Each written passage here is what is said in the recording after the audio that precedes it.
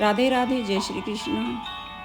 तो लड्डू गोपाल जी भगवान श्री कृष्ण का ही बाल रूप है, जिन्हें बालक मानकर उनकी सेवा की जाती है। पौराणिक मान्यता के अनुसार संत कुंभनदास के पुत्र रघुनंदन जब ठाकुर जी को भोग लगाते थे तो बालकृष्ण स्वयं प्रकट होकर अपने हाथों में लड्डू लेकर खाते थे। तभी से उन्हें लड्डू गोपाल कहा जाने लगा।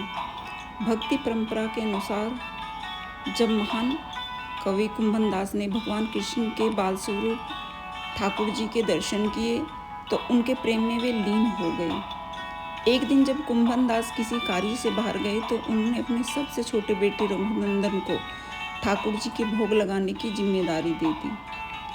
रघुनंदन ने एक थाली में लड्डू रखकर ठाकुर जी के आगे रख दिए और प्रार्थना की कि वे खा लें। तब ठाकुर जी ने भोजन ग्रहण नहीं किया तो रघुनंदन रोने लगे। उनकी सच्ची पुकार और बाल सुलभ प्रेम से प्रसन्न होकर स्वयं भगवान श्री कृष्ण ने एक छोटे बालक का रूप धारण किया और थाली से लड्डू लेकर खाने लगे। तब कुंभनदास वापस आए और रघुनंदन से प्रसाद मांगा तो उन्होंने बताया कि ठाकुर जी ने सारे लड्डू खा लिए हैं। तो उन्हें बड़ा आश्चर्य हुआ।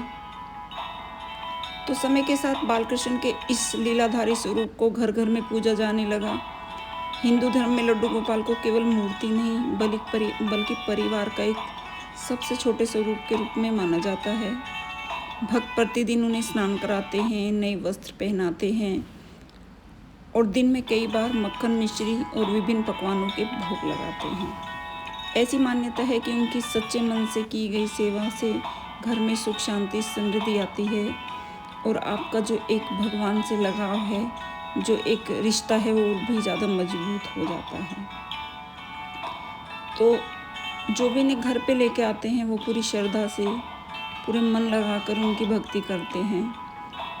और आज के टाइम में तो देखिए सभी के घरों में लड्डू गोपाल जी हैं और घर घर बहुत ही कम ऐसे घर होंगे जहाँ पे इन्हें नहीं रखा जाता।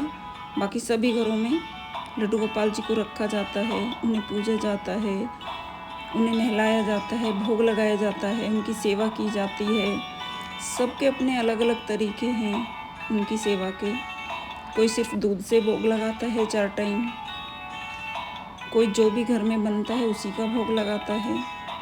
वो भाव के भूखे हैं, आप जिस तरीके से उन्हें रखोगे, जिस तरीके से आप रखना चाहोगे। बल्कि मैं तो ये कहूँगी कि आप कौन रखने वाले, वो ही हमें रखते हैं। उन्हीं की छत्र छाया में हम रहते हैं। तो उनका आशीर्वाद परिवार पे बना रहता है और मन को एक शांति और एक सुकून मिलता है कि हम अपने इष्ट के, अपने आराध्य के आशीर्वाद में हैं। तो इसी भाव से मैंने लड्डू गोपाल जी के नए वस्त्र तैयार कर दिए हैं। देखिए कॉटन का फैब्रिक था और लेस घर पे रखी थी। तो ये हो गए हैं रेडी लड्डू गोपाल जी के नए वस्त्र। इसी तरीके से अच्छी अच्छी पोशाकें बनाते रहो और पहनाते रहो, अपने कान्हा जी को लुभाते रहो। तो कैसी लगी आपको वीडियो? चैनल को सब्सक्राइब कीजिएगा, लाइक एंड शेयर, कमेंट कीजिएगा। बहुत ही प्यारी सी ड्रेस बनके रेडी हो गई है। तो आपको कैसी लगी बताना ज़रूर कमेंट करके गाइज। बहुत ही सुंदर सा प्रिंट है इसका। और कान्हा जी के बारे में बहुत से लोगों का ये विचार होता है कि हम लहसुन प्याज खाते हैं, तो कोई नहीं, आप मीठे से उन्हें भोग लगाएं। कुछ भी मीठा बना दें, बिना लहसुन प्याज का कभी निकाल दें, वो उसी से खुश हो जाते हैं। दूध, दही, मक्खन, मिश्री, इन सभी चीज़ों का भोग आप लगा सकते हैं गाइज। सच्ची श्रद्धा से, सच्चे मन से हम जो कुछ भी उनके लिए करते हैं उन्हें सब कुछ मंजूर होता है। वो खुश होते हैं, आशीर्वाद देते हैं और जैसे हम उन्हें प्यार करते हैं मुझे लगता है वो भी हमें बहुत प्यार करते हैं। भाव अच्छे होने चाहिए अपने कान्हा जी के लिए, तो हर समय हमारा साथ देते हैं। देखिए कितने प्यारे लग रहे हैं लड्डू गोपाल जी। तो बोलिए राधे राधे।